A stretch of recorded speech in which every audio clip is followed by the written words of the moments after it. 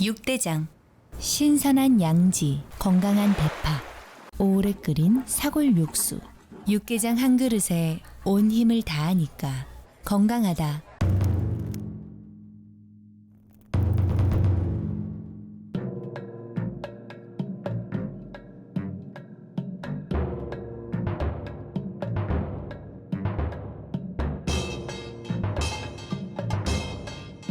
육개장은 육대장. 개묘년 새해가 밝았습니다. 라디오 서울은 당신의 새해 시작을 응원합니다. 새해 복 많이 받으세요.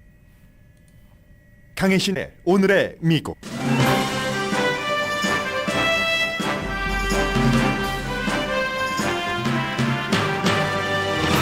미국은 로스앤젤레스 시간으로 오늘 오후 4시에 공개될 경찰 비디오 때문에 긴장하고 있습니다. 5명의 흑인 경관에 의해 구타당한 지 사흘 만에 숨진 흑인 운전자가 구타당하는 장면의 비디오입니다. 대통령과 희생자 어머니는 평화로운 시위를 해달라고 간청하지만 이번 시위가 어떻게 전개될지는 알 수 없습니다. 이 사건은 테네시주 멤피스에서 경관의 정지 명령을 받고 도망치던 29살 운전자를 경관 5명이 구타하고 방치한 사건으로 관련 경관은 모두 해고되고 2급 살인 혐의 등으로 기소됐습니다. 멤피스 경찰국장은 라드니 킹 사건보다 더 심각하다고 말할 정도고 숨진 타이어 씨가 엄마를 부르는 장면을 본 미국인들의 시위 방향은 우려됩니다. 주택시장이 잠에서 깨어나고 있다는 보도가 나왔습니다. 바이어와 셀러가 모기지 이자율과 가격 인하에 적응하고 또 모기지 이자율이 낮아지고 있기 때문입니다. 2008년과 같은 주택시장 붕괴를 겪을 4군데 도시를 골드만삭스가 꼭 집어 발표했습니다. 모두 팬데믹 기간 중 핫했던 지역으로 샌호세와 샌디에고가 포함됩니다. 트럼프 전 대통령 탄핵 재판을 주도했던 아담 쉬프 연방 하원 의원이 다이언 파인스타인 의원이 사임할 상원 의석에 도전합니다. 독일과 미국 지도자가 우크라이나에 탱크를 보내기로 한 결정에 대해 정반대의 평가를 받고 있습니다. 독일 총리는 탱크를 주고도 욕먹는 정치인이 됐습니다. 세상에서 가장 나이가 많으신 분이 장수에 대해 우리 모두에게 주신 말씀입니다. 장수하려면 나쁜 사람을 멀리하세요. 여러분 안녕하십니까? 오늘의 미국 강혜신입니다. 해당 경찰국장이 우리 내 소속 아래 부하 경관들이 이렇게 해서는 안 되는 일을 했고 내가 경관이 되고 나서 나는 이런 일을 본 적이 없습니다 하는 사건이 이제 1월 7일에 발생을 했고 그리고 이제 그 사건에 대해서 경관 5명이 어제 모두 기소가 되면서 문제는 오늘인데 미 전국이 지금 주목을 하고 있습니다. 왜냐하면 이제 가해한 경관도 흑인이고 또 숨진 운전자도 흑인인데 역시 뭐 흑인 대 흑인이건 백인 대 흑인이건 최근에 몇 년 동안 경찰의 과잉 진압이라든가 여러 가지 문제들은 미국 사람들이 서로 각기 다른 생각들을 갖고 있고 그 모든 것들이 이 케이스에 다 들어 있습니다. 그래서 이제 바이든 대통령이나 숨진 그 아들을 둔 이 어머니도 평화롭게 시위를 해달라고 하지만 어떻게 될지 알 수가 없는 사건입니다. 그래서 사건과 시위가 동시에 주목되는 날입니다. 일반 시민들도 이게 테네시 멤피스지만 멤피스에는 뭐 한국 분들이 한 뭐 몇천 분은 살고 계시겠죠. 적어도 그런 분들뿐만이 아니라 항상 미국에서 이런 일들이 있을 때 다른 도시로 퍼져나가기 때문에 가장 가깝게는 조지 플로이드 사건이 그랬고 또 멀리 가면 라드니 킹 구타 사건이 그랬고 그래서 일반인들도 주목을 하고 스몰 비즈니스 오너들도 무척 걱정을 하고 있습니다. 1월 7일에 테네시주 멤피스의 경관들이 정지 명령을 받은 운전자가 도망치는 것을 쫓는 과정에서 3분 동안 연속 심하게 구타해서 사흘 뒤에 병원에서 29살의 희생자가 숨졌습니다. 타이어 니콜스 파타임으로 페덱스에서 일하고 그리고 이제 굉장히 몸무게가 급속하게 빠지는 이제 그런 그 신체적인 증상을 앓고 있었고 스케이트보딩을 너무 좋아하고 사진 찍는 걸 좋아해서 그날도 동네 공원에서 해가 지는 장면을 보는 것을 좋아한다고 합니다. 4살짜리 아이가 있는 아버지고요. 해서 그 해에 대한 사진을 찍고 집으로 가던 도중에 정지 명령을 받고 도망을 쳤다고 하는데 멤피스 경찰국장이 그곳이 이제 흑인이 많은 곳이잖아요. 멤피스 사상 최초의 여자 흑인 경찰국장입니다. 체포하는 과정도 정지하는 과정도 이게 합법적이었다는 증거가 그 비디오 안에는 없다라고 얘기를 하고 있고 경관들은 어제 지난주에 전부 정직이 됐고 그리고 이제 살인 혐의, 구타 혐의, 공권력 남용 혐의 등등으로 전부 그 기소가 돼서 보석금들도 책정이 됐는데 경찰국장 자신이 왜 정지를 시켰는지 그런 것도 정확하게 알 수가 없고 그리고 응급구조대원이 왔는데 응급구조대원이 현장에서 어떤 조치를 취하기는 했지만 몇 분 동안은 가만히 서 있었다는 겁니다. 그래서 이제 이 사건 자체가 해당 경찰국장도 그렇게 말을 했고 그리고 5명의 경관인데 5명의 경관은 2021년도에 특별한 목적으로 만들어진 특별기동대 대원이랍니다.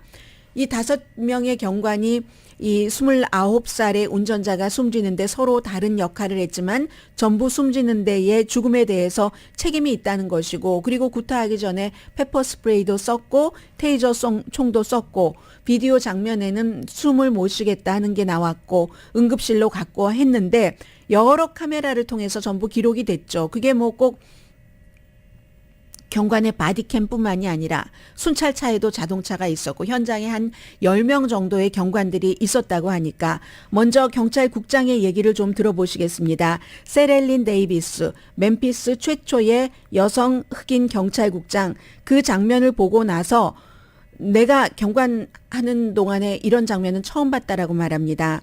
I felt that I needed to do something and do something quickly. I don't think I've witnessed anything of that nature in my entire career. Really? Really. Really 하고 That bad? It was that bad.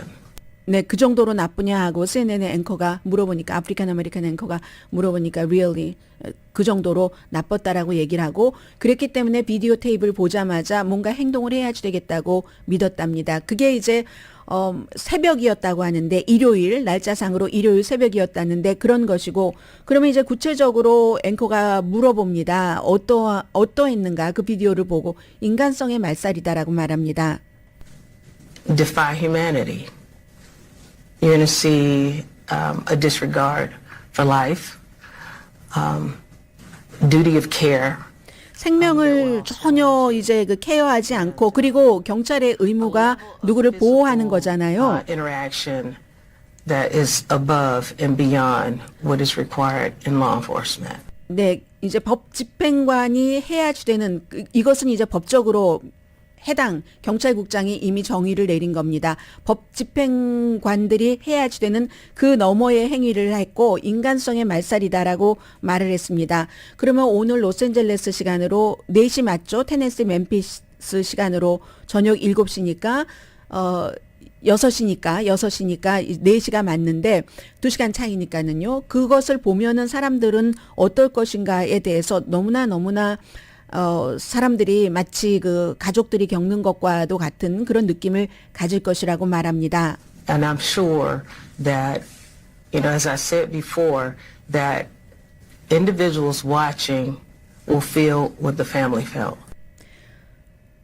네, 전문성은 완전히 실패한 것이고 법 집행관으로서 악랄하고 난폭하고 비인도적이고 그렇기 때문에 사람들이 행동과 결과를 내기 위해서 이 비디오를 보고 나서 시위할 것으로 예상을 한다고 했습니다. 본인 소속 경관들이 한 일입니다.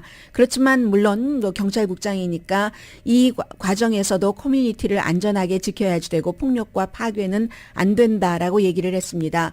어머니도 오늘 아침에도 CNN 방송과 인터뷰를 하고 하는데 처음에는 경찰이 이제 집 문을 두드리고 그리고 막 구타당한 장면이 집에서 한 50야드에서 100야드 정도 떨어진 곳이었답니다. 그래서 경찰이 문을 두드리고 와서 아들이 약물에 취해서 운전했었다. 그래서 체포됐고 그 과정에서 테이저 총도 쐈고 지금 병원에 있다라고 얘기를 했는데 어머니가 아들이 병원에 입원했는데 아들을 보도록 경찰이 허락을 하지 않았답니다. 그런데 몇 시간 뒤에 경찰에서 전화가 와서 어머니가 어디 있느냐고 지금 아들이 너무 아프다고 심정지 상태고 신장도 기능을 잃어가고 있다고 얘기를 들었답니다. 그래서 어머니가 봤는데 이제 몸 전체에 멍이 들어있고 아마 여러분들 많이 보셨을 거예요. 얼굴도 완전히 그 멍이 들어있는 그런 어머니의 표현으로는 머리는 수박처럼 부풀었고 목은 터졌고 부러졌으며 내 아들을 봤을 때 이건 내 아들이 아니구나라고 생각하셨으며 또 살게 되더라도 식물인간으로 살겠구나 하면서 어머니는 그 비디오는 1시간짜리라고 하는데 그걸 이제 오늘 로스앤젤레스 시간으로 4시에 공개를 한다는 겁니다. 어머니는 끝까지 그 비디오를 보실 수가 없었답니다.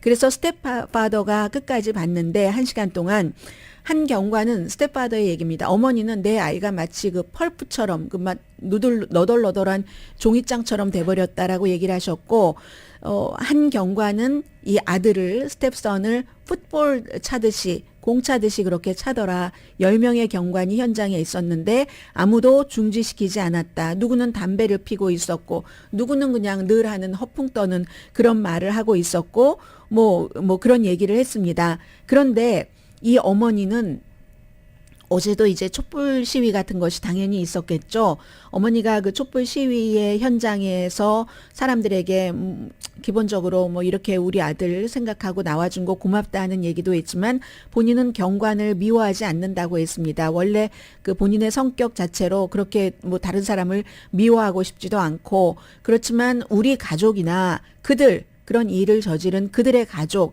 그리고 흑인 사회에 상당히 유감이다.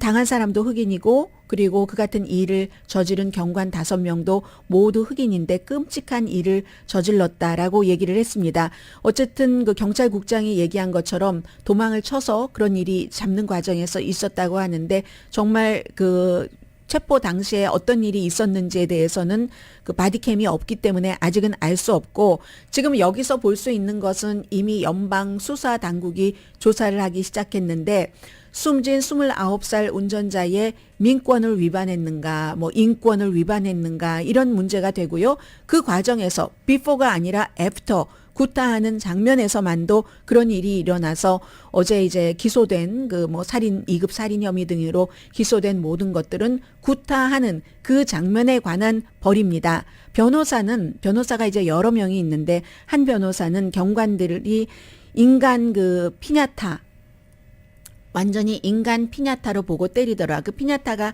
아이들 무슨 뭐 그 속에 장난감이라든가 사탕 같은 거 놓고 막 막대기로 때리는 거잖아요.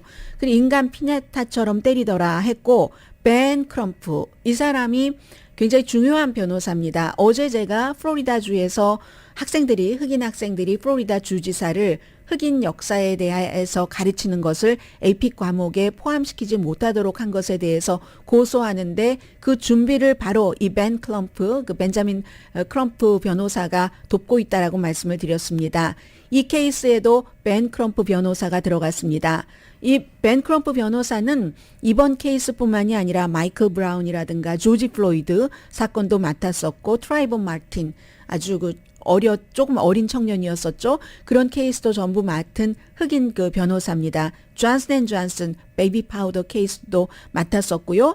해서 이제 이 벤 크럼프 변호사도 지금 뭐 어머니 스텝파더와 함께 인터뷰를 많이 하고 있는데 기본적으로는 지금 그 비디오를 보고 나서 어머니가 아무리 평화로운 시위를 해주세요라고 얘기를 해도 어떻게 될지 알 수가 없는 게 지금 미국 전체에 어떤 영향을 미칠지 알 수 없는 겁니다. 그냥 조용히 끝날 수도 있고 그렇지 않을 수도 있고 이제 바이든 대통령도 질 바이든 여사도 조의를 표하면서 시위는 하되 평화롭게 시위해 주세요 했고 어머니도 마찬가지로 이렇게 얘기를 하십니다. 평화롭게 시위해 주세요. 나의 도시가 불타고 나의 길거리 여러분과 제가 앞으로도 살아야지 될 그럴 곳이 찢어지는 것을 원치 않습니다. 그게 나와 나의 아들을 위한 겁니다. 라고 얘기를 합니다. 어머니의 말입니다.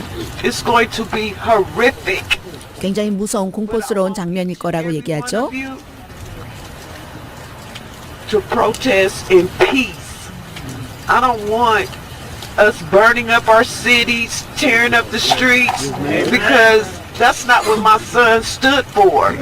And if you guys are here for me entire 네, 이 흑인 커뮤니티가 아닌 많은 곳에서도 이걸 걱정하는 것은 물론 한 사람의 인권, 뭐 경찰 유권과 뭐 이런 많은 것도 있지만 항상 이런 일이 있을 때는 시위가 과격해지고 그 시위가 많은 것을 잡아먹을 수 있는 불행한 사건으로 가기도 하기 때문에 그런 것들을 걱정을 하는 겁니다. 그런데 어머니가 말씀하신 것처럼 그 장면들이 너무너무 무섭고 공포스럽고 잔인하고 한 장면인데 그런 장면을 보면 사람들이 확 끌어오르잖아요. 심지어 그 멤피스의 경찰국장도 너무너무 분노했다라고 얘기를 하는데 그 같은 분노하는 장면, 특히 이제 아들이 그 집에서 뭐 50야드, 100야드밖에 떨어져 있지 않은 곳이라고 하니까 그곳에서 이렇게 막 집으로 도망가다가 맞은 거예요. 그랬다고 하니까 엄마를 3번인가 불렀다고 하거든요. 엄마 부르는 그 장면을 보면서 사람들이 그 진정할 수 있을지 그것은 알 수가 없기 때문에 로스앤젤레스에서 오늘 그 로스앤젤레스 시간으로 오후 4시 이후가 굉장히 주목되는 미국의 하루입니다.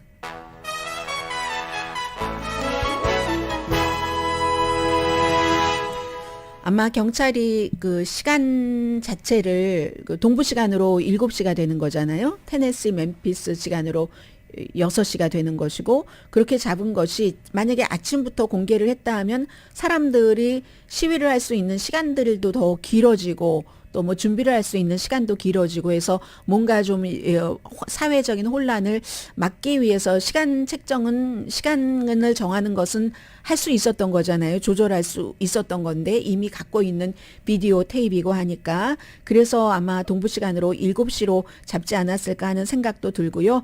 아무튼 인간 그 피냐타라는 말이 저는 확 들어오는데 어쩌면 사람들이 경관들도 늘 험한 일을 하고 본인들도 특별히 이번에는 뭐 특별 기동대였다고 하니까 험한 일을 많이 경험하고 위험 같은 것을 많이 경험하면서 그에 대한 훈련이라든가 대응, 실전에 있어서 너무나 잔혹한 것을 많이 경험해서 사람들이 더 무뎌지는 것이 아닐까. 그렇게 생각해 볼 땐 인간 그 피냐타라고 하는데 어린아이들도 생각 없이 막 그 피냐타 막 두들겨서 확 터지면 장난감 사탕이 나오고 하는 이런 것도 안 해야지 되는 게 아닌가. 우리 인간이 너무 잔인해지는 게 아닌가 하는 생각도 들고요.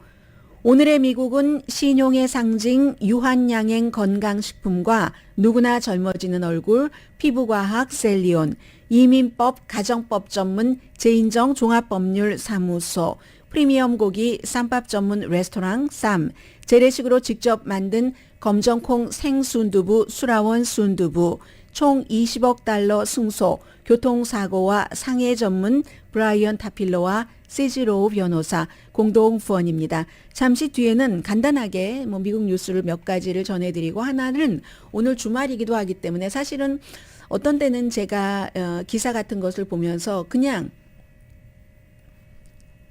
다른 뉴스를 할 때 이건 저에게 뉴스 하는 사람으로서 토양이 되겠구나. 그래서 봐두는 것도 있고 하거든요. 그래서 그런 정도로 넘어가려고 했었는데 그냥 저 혼자 읽는 기사로 넘어가려고 했는데 오늘 그 주말이기도 하고 오늘의 미국을 듣고 계시는 분들은 일단 시사에 관심이 많으신데 시사가 그냥 시사로 끝나면 영양가 없는 뉴스잖아요. 그 시사 속에서도 생활에 적용을 할 수 있다던가 한번 생각을 해본다던가 뭐 재미를 느끼신다던가 하면 그 뉴스가 살아있는 뉴스가 될 것 같습니다. 그런 의미에서 이게 세계 외교에서의 문제지만 내가 회사에서 일 처리를 할 때도 친구와의 관계에서도 그렇지 죽어도 욕먹는 일은 안 하는 게 낫지? 뭐 이런 생각 어떻게 하면 조금 양보를 하고도 내가 잘 살았어? 좋은 결정이었어? 라고 느끼고 다른 사람들도 좋게 평가할까? 그런 이슈가 있기 때문에 잠시 뒤에 전해드립니다.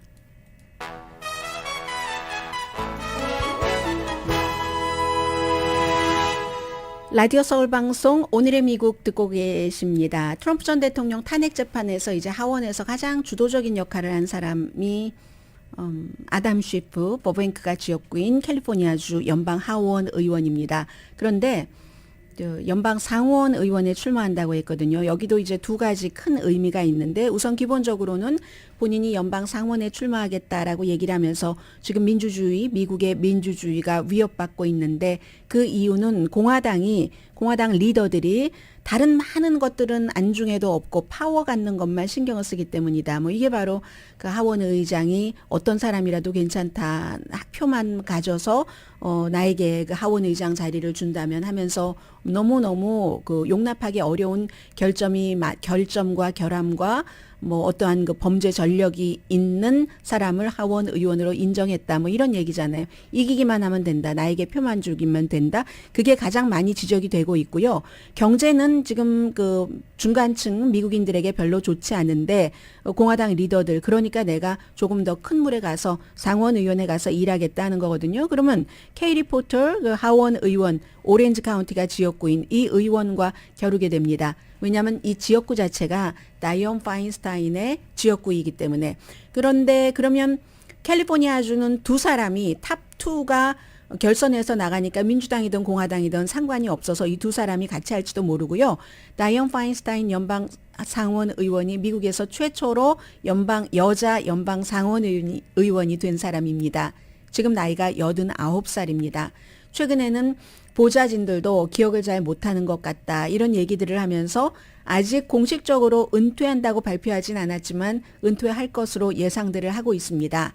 아담 쉬프 의원도 아니 내가 얼마나 다이언 파인스타인 의원을 존중하는데 얘기해보지 않고 출마한다고 했겠습니까? 얘기했습니다라고 얘기하고 또 파인스타인 의원도 나가려면은 뭐 캠페인 그 멤버들도 만들고 돈도 기금 모금도 해야지 되고 하는데 뭐 지금 기금에 뭐 한 $10,000도 안 들어 있다는 것 같아요. 그러니까 안 나가겠다는 것이 거의 확실해 보이고 그래서 자리가 있으니까 나가는 건 맞고 또 하나는 아마 아담 쉬프가 정보위원장으로서 공화당이 다수당이 되지 않았다면 하원에서 계속 열심히 일을 할 수 있는데 쫓겨났잖아요. 케빈 맥카시 공화당 연방 하원 의장이 딱 되고 나서 아담 쉬프를 쫓아냈죠. 탄핵 재판 이런 것을 한 그런 이유로 인해서 그러니까 이제 이 사람이 또 다른 곳으로 갈 수 있는 기회를 보고 기회를 만든 거죠. 아무튼 그런 일이 있고 또 하나는 지금 이건 간단히만 전해드려도 되겠네요. 얼마 전에 말씀드렸었던 비서실장이 한 2년 하고는 너무 힘들어서 그리고 또 바이든 대통령이 지금 재선 나가는 준비를 해야지 되니까 그때쯤 되면 한번 바꿔주는 게 좋잖아요. 제프 지엔츠를 비서실장으로 할 것이다라고 발표를 했습니다. 2월 7일에 국정연설 끝난 다음에 현재는 지금 그 코비드 코디네이터, 백악관 코디네이터로 일하고 있는데 아주 오래전부터 바이든 대통령 되기 전부터 함께 일했고요. 이분의 가장 큰 업적은 여러분들 오바마 케어 제일 처음에 시작될 때요. 그때 뭐 healthcare.gov 웹사이트가 엄청 엉켜 있었잖아요. 처음 시작했었을 때 그때 그 이슈를 풀어낸 사람입니다. 원래는 뭐 투자 펀드도 그 운영을 했고 페이스북의 이사도 지냈는데 그런데 지금 이제 물러나는 비서실장과는 전혀 다른 론 클라인과는 다른 걸 보이는 게 지금 새로운 그 제프 지엔츠 차기 비서실장은 본인이 페이스북 이사를 하고도 그 소셜 미디어를 잘 안 합니다. 그에 비해서 현재의 론 클라인은 거의 취미다 할 정도로 소셜 미디어를 많이 하고 있고요. 이렇게 비서실장을 바꾼다는 것이 바이든 대통령에게는 재선 출마를 하는 시동을 제대로 거는 것이다. 이렇게 생각하시면 되고요. 오늘 제가 여러분들께 가장 전해드리고 싶었던 뉴스입니다.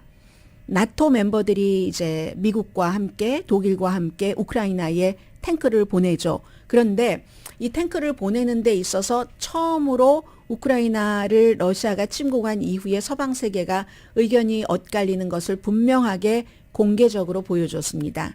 거기에 대해서 이코노미스트가 독일 총리와 미국 대통령에 대해서 쓴 글입니다. 우리 모두 일상생활에서도 해당된다고 생각해서 여러분들께 전해드리겠습니다. 이제 알만한 사람은 다 압니다. 우크라이나 전쟁은 2단계로 들어가고요.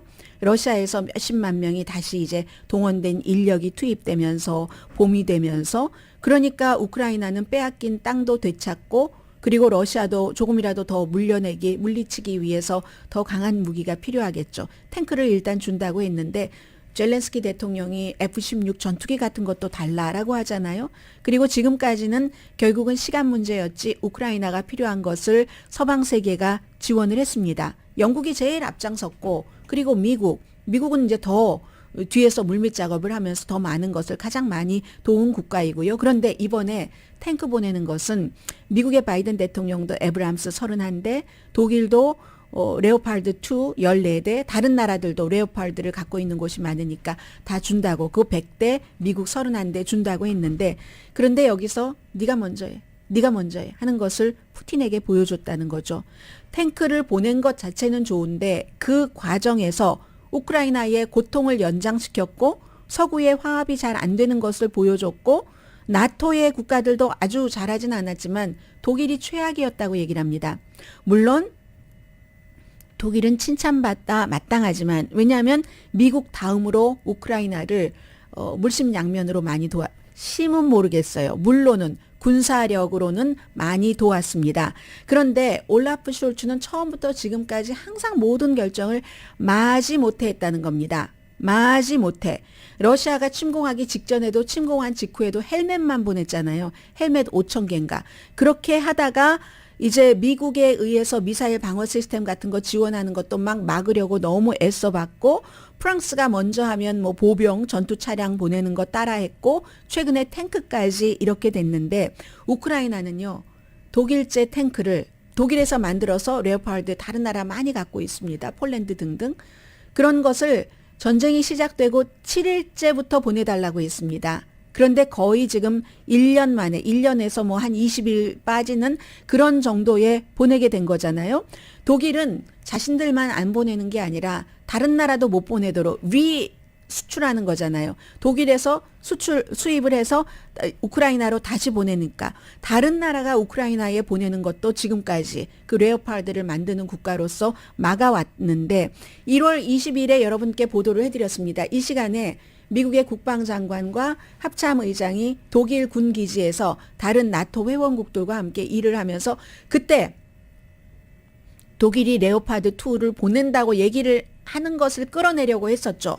많은 한국 언론이 그때 포커스를 맞췄던 것은 이거 러시아를 완전히 쫓아내지 못한다라고 얘기를 했다고 하는데, 그때 그 포커스는 미국의 국방장관과 합참의장은 독일이 탱크를 보낸다 하는 것을 끌어내기 위한, 우크라이나에 그게 더 필요하다, 그리고 휴전을 하려면은 더 좋은 위치로 그 러시아를 압박을 해야지 된다 하는 얘기였습니다. 그런데 그날 안 됐습니다. 그날이 1월 20일이었고 5일이 더 지난 뒤에 굉장한 나토 회원국들의 독일의 강한 동맹국들의 압박을 받고 나서야 독일의 올라프 숄츠가 보낸다고 했고, 그것도 결국은 미국의 에브람스와 같이 보낸다고 했다는 그 날짜가 1월 25일입니다.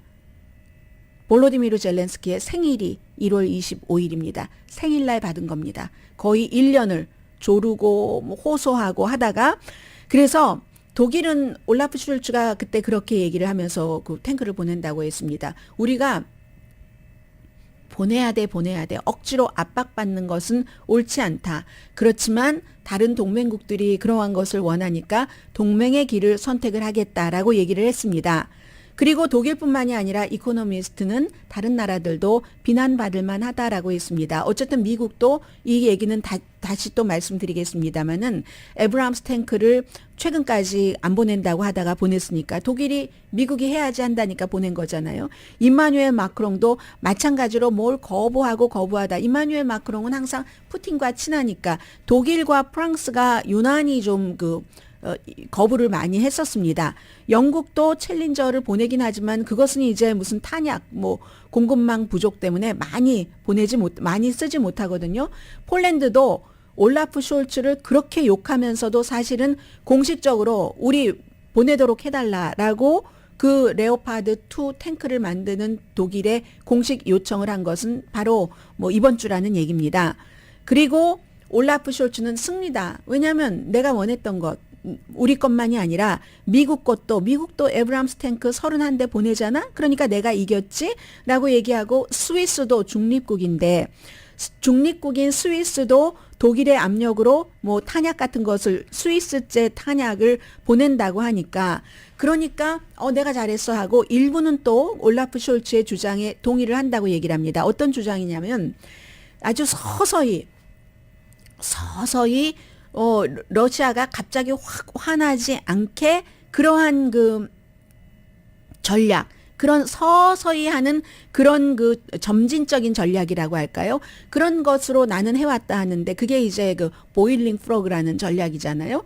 그러니까 물이 팔팔 끓으면은 막 개구리가 들어갔다 확 튀어나와 버리니까 서서히 끓여야 돼. 독일이 계속 그렇게 얘기를 할 때마다 이코노미스트 같은 데서는 그런데 그 냄비 속에 러시아만 들어있는 게 아니라 우크라이나도 같이 들어있다는 것을 알아야 된다. 우크라이나도 그렇게 서서히 하다간 죽는다. 이렇게 얘기를 했는데 어쨌든 독일의 올라프 숄츠는 이렇게 서서히 해서 내가 성공했어. 미국까지 보냈잖아. 라고 얘기를 하는데 또 다른 더 많은 독일의 동맹국들은 올라프 숄츠 총리가 현명하지 않았다고 탱크를 줄 것 주면서도 현명하지 않았다고 평가한다는 겁니다.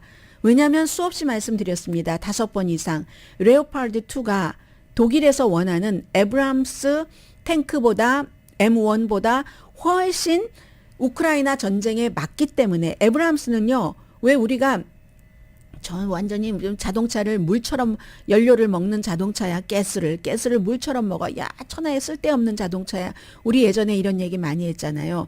에브람스가 세계에서 가장 스트롱한 탱크이긴 하지만 완전히 연료 헝그리 탱크랍니다. 관리하기도 너무 힘들고 관리하기 힘들다고 하는 것은 우크라이나 군인들이 훈련을 받을 때도 힘들다고 하는 것이고 연료 헝그리면 돈도 엄청 많이 들어간다는 얘기잖아요. 그에 비해서 그 레오파르드 2가 훨씬 스피디하고 파워풀하고 이미 유럽의 13개국에 2,000대나 있기 때문에 쉽잖아요. 거기 있는 육로로 가면 되니까 그렇게 한다는 이 레오파르드가 크림반도라든가 동부라든가 이 러시아의 전선을 뚫는 데는 딱이랍니다. 딱 제격이랍니다. 그러니까 이제 우크라이나 동맹국이 1년 내내 얼마나 대가를 치르게 하다가 이렇게 됐는가. 물론 그랬기 때문에 그 러시아와 미국, 러시아와 독일이 확 부딪히지 않은 것이 있을 수도 있겠으나 어쨌든 지금은 너무 주저했다. 그리고 그 주저함을 의심합니다. 이코노미스트는 어떻게 의심하냐면요. 이 올라프 숄츠는 그렇게 되면 러시아가 화나서 뭐 핵을 쓰면 어떻게 러시아는 핵은 쓴다고 얘기한 대로 썼으면 벌써 썼습니다. 그 전쟁 확대되는 것이 두렵다. 이건 미국의 바이든 대통령도 엄청 했었던 거예요. 처음에. 그런 두려움이라는 것은 이번에 말이 안 된다는 게 증명이 됐다라고 얘기를 합니다. 왜냐하면 그런 계산이었다면 그러면 독일 것만 보내는 데다가 미국의 에브람스까지 같이 보내면 그러면 러시아는 얼마나 더 화날 것인가. 그건 말이 안 된다. 오히려 다크한 계산이라고 얘기를 하는데 그 다크한 계산은 전쟁이 끝난 뒤를 생각을 했을 것 같다. 러시아가 유럽에 그대로 남아있으니까. 그런 러시아와 같이 살아야 되니까. 독일은 동독은 러시아가 만든 국가이고 거기 심정적으로도 많이 그런 게 있으니까. 그런데 그렇게 생각을 하면은 2014년, 2008년, 2022년 우크라이나까지 그렇게 생각을 해서 멈칫했기 때문에 러시아가 점점 침략적이 된다고 얘기를 합니다. 그리고 뭐 러시아가 예전에 전쟁을 했었던 독일이 러시아를 침공했었잖아요. 그걸 생각해서 또 이 무기를 이렇게 하는 것을 주저한다. 이것도 말이 되지 않는다라고 얘기를 합니다. 물론 이해는 하지만 1941년이었어요. 독일이 러시아를 침공한 게. 이건 다르다는 겁니다. 그 당시에는 독일이 러시아를 침공했기 때문에 그런데 이번에는 러시아가 전쟁을 치르는데 그 러시아를 치라고 우리가 레오파르드 2를 준단 말이야. 이게 좀 껄끄러울 수도 있고 나중에도 러시아는 살아남을 텐데 그런데 그건 이유가 되지 않는다. 왜냐하면 이건 다르죠. 러시아가 침략국이니까. 과거에는 뭐 이런저런 이유로 전쟁 당시에 독일이 러시아를 침공했지만 지금은 러시아가 우크라이나를 침공한 것이기 때문에 침략당한 국가가 방어하는 것과 침략한 것은 다르다는 거죠. 침략당한 국가가 그 국가를 방어하고 그 침략국이 다시 그 침략한 국가를 넘어 계속 서쪽까지 오는 것을 막기 위해서 갖고 있는 무기를 동맹국이 지원해라 하니까 함께 지원하는 것이 그게 맞다는 얘기를 하고 있습니다. 그래서 만약에 과거에 우리가 그랬는데 어떻게 또 러시아를 치는 무기를 줘? 이런 생각을 한다면 과거의 전쟁에서 독일이 배운 게 없다라고 얘기를 합니다. 전쟁이 다르다는 얘기를 하고 있고요. 그래서 물론 이런 점은 있습니다. 슐츠가 헬멧만 보내기로 했다가 이것저것 무기를 보낸 것이 러시아가 이번 전쟁에서 가장 크게 잃어버린 것이기도 합니다. 아니 송유관을 러시아 쪽에서 받고 있는 독일이 그 러시아에게 반대되는 행동을 많이 했으니까. 그렇지만 그래서 그의 그 리더십이 전환점일 수도 있었지만 처음에는요. 그렇지만 정말로 위험할 때 지금 이제 2차 전쟁을 치르는 것과 2단계 전쟁을 치르는 그런 그 직전인데 정말 위험한 때는 올라프 숄츠는 개인적인 것을 챙긴 것 같고 오히려 바이든이라는 미국 대통령이 대서양 그쪽의 통합을 위해서 양보를 한 지도자처럼 보인다. 산술적으로 에브라함스가 그곳에 꼭 적합하지 않더라도 독일이 그렇게 미국이 보내야 우리도 보내겠어 하니까 그걸 양보한 지도자처럼 보인다라고 얘기를 하고 슐츠는 반대로 그 화합을 위험하게 아주 마지못해 승인을 함으로써 산뜻하게 시원하게 승인을 했으면 독일의 외교력이 확 커지고 힘이 커지고 근사해 보이고 하는데 마지못해 하는 그런 그 독일의 올라프 숄츠와 통합을 위해서 약간의 그 희생까지 한다는 그런 바이든 미국을 볼 때 미국이 이번에 돋보인다는 지적을 이코노미스트가 하고 있습니다. 저는 아직 미국 언론에서는 보지 못했는데요. 한국 언론에서는 이 같은 유럽의 통합을 위해서 바이든 대통령이 유럽을 방문하는 것을 검토하고 있다고 하는데 그게 바로 미국이라는 국가의 그 존재의 이유이기도 하고 그래서 미국이라는 국가의 최고 지도자는 세계사적인 어떤 지식이라든가 뭐 양식이라든가 양심이라든가 이러한 그 자신의 세계관 같은 것이 있는 사람이 미국의 지도자를 하는 게 옳다 하는 생각도 듭니다.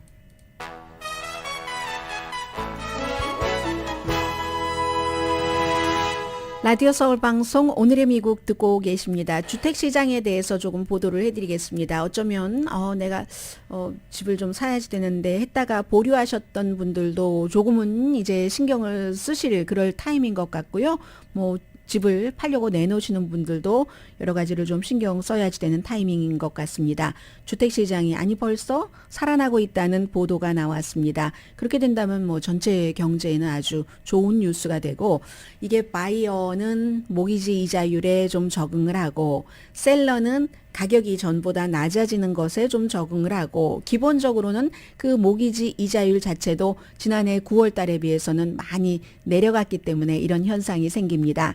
그래서 12월 달에 사실은 그 펜딩 주택이요. 보류한 주택이 3%가 늘어났다고 하거든요. 레드핀에 따르면 2021년 10월 이후에 처음이다 해서 오늘 아침에 NPR 방송은 이 점을 상당히 강조를 하던데 사람들이 사려고 했다가 아니야 어떤 이유에서든지 갑자기 뭐 직장을 잃어버리게 됐다던가 아무리 생각해봐도 그 페이먼트를 감당할 수 없겠어라고 했던가 해서 펜딩하는 것이 늘어났다고는 하는데 전반적으로는 그리고 어제 말씀드린 것처럼 12월 달에 신축 허가와 착공도 줄어들긴 했습니다. 그런데 집 투어는 늘어난답니다. 요즘 주변에 보시면 다시 이제 그 투어한다는 사인 보이지 않습니까? 주말이 되면은.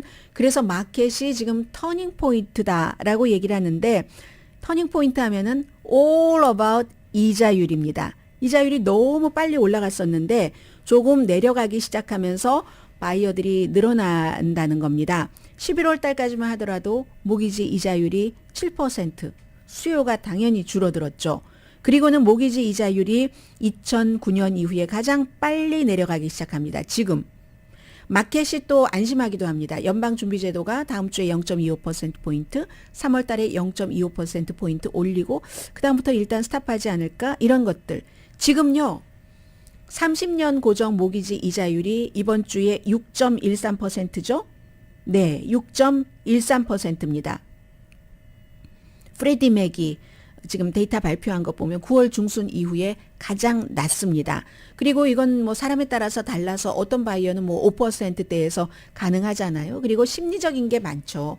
보통 예를 들어 큰 비싼 집이 아니고 조금 덜 비싼 집을 산다 할 때 뭐 어느 정도의 이자율 차이나 한 달 페이먼트에 대저택을 사면은 많이 차이가 나겠지만 그렇지 않은데 심리적인 것도 굉장히 그 좌우하는 겁니다.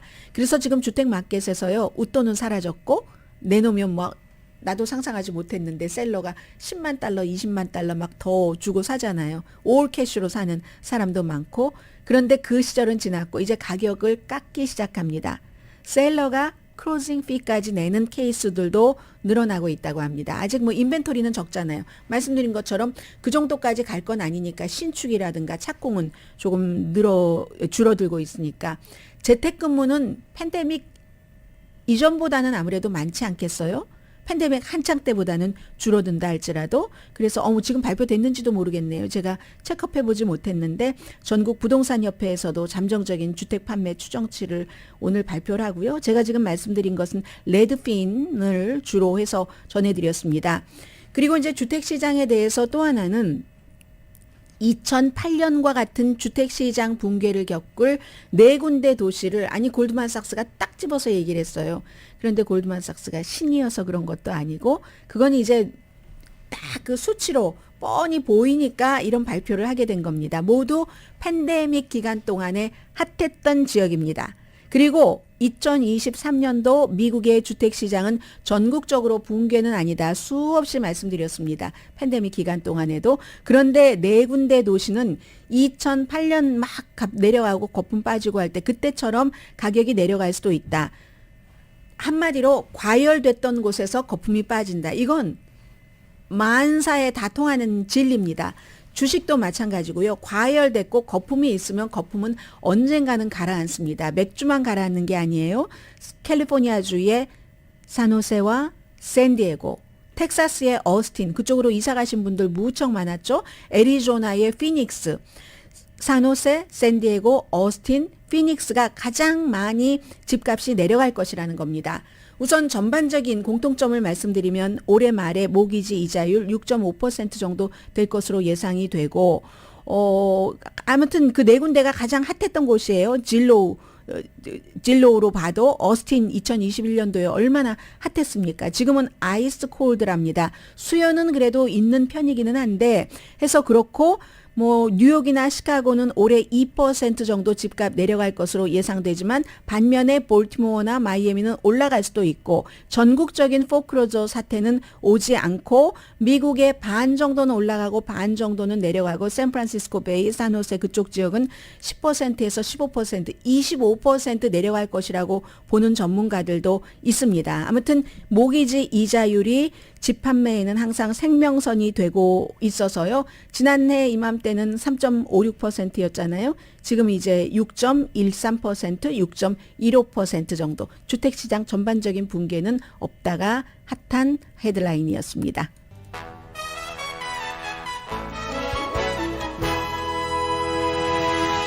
라디오 서울 방송 오늘의 미국 듣고 계십니다. 네, 지금 오늘 저녁 로스앤젤레스 시간으로 4시에 5명의 경관에 의해서 구타당한 뒤에 숨진 그 케이스에 관한 그 변호사가 지금 얘기를 하고 있습니다. 비디오 테이프 4시에 발표가 되기 때문에요. Justice for Tyree. Justice for Tyree. 네, 지금 이제 그 변호팀이라든가 아니면 흑인 뭐 민권협회 이런 곳에서는 이번 이 일을 가지고 물론 그 구타한 경관 5명이 모두 흑인이기는 하지만 당한 사람도 그렇고 경찰의 공권력 같은 거 이런 것에 대한 어떤 뭐 혁신 뭐 이런 것을 원하는 거죠. 지금 서서히 어떠한 그 온도를 높이고 있는 것 같은 로스앤젤레스 시간으로 4시면은 지금부터 6시간 남았습니다. 지금 생각을 해보세요. 전국적으로 케이블 텔레비전마다 이런 모든 것들을 보도해서 미국 사람들이 전부 이 케이스를 알 수 있게 하고 해서 오늘 오후에는 상당히 그 전국적인 어떤 그 울렁임이 있을지 술렁임이 있을지 아니면 평온하게 그저 시위로 이어질지 굉장히 주목되는 그런 그 시점이고요.